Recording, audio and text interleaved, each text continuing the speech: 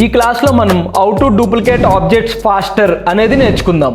So first of all మీరు empty canvas as యూజువల్గా empty canvas open చేసుకోండి. So open చేసుకున్న తర్వాత నేను ఇక్కడ ఎలిప్స్ తీసుకుని ఒక సర్కిల్ డ్రా చేసుకున్న సర్కిల్కి కలర్ ఫిల్ చేసా.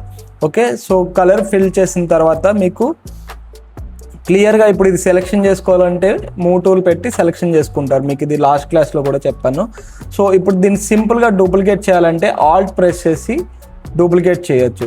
సో ఇలా మీరు ఎన్ని టైమ్స్ ఆల్ట్ క్లిక్ చేసి డ్రాగ్ చేస్తే ఏదైతే మీరు సెలెక్షన్ చేశారో అది డూప్లికేట్ అవుతుంది.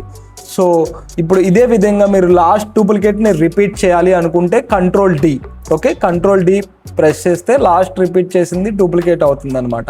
So command or control D అని ఎందుకు రాసామంటే మనకి మ్యాక్బుక్ ప్రో అయితే కమాండ్ వర్క్ అవుతుంది, విండోస్ అయితే కంట్రోల్ వర్క్ అవుతుంది. ఓకే, సో ఇప్పుడు ఫాస్ట్గా మనము ఒక డాట్ ప్యాటర్న్ చేయాలి అనుకుంటే ఫస్ట్ ఒక దాన్ని ఆల్ట్ పట్టుకుని డ్రాగ్ చేస్తాము, తర్వాత కంట్రోల్ డి డూప్లికేట్ అవుతూ ఉంటుంది అనమాట. ఓకే, సేమ్ ప్లేస్లో. So at a same time ఈ సెట్ మొత్తాన్ని నేను డూప్లికేట్ చేసి కంట్రోల్ డి ప్రెస్ చేస్తే డూప్లికేట్ అవుతుంది. ఓకే, సో క్లియర్ కదా.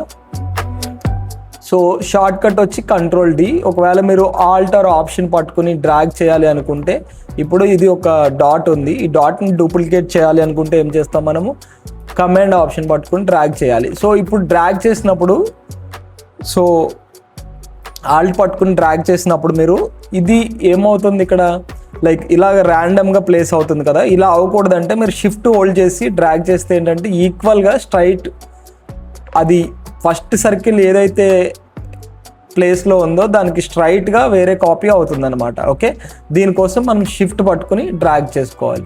Okay, so all right, next వీడియోలో మనం how to fill colour, how to fill image అనేది నేర్చుకుందాం. Thank you.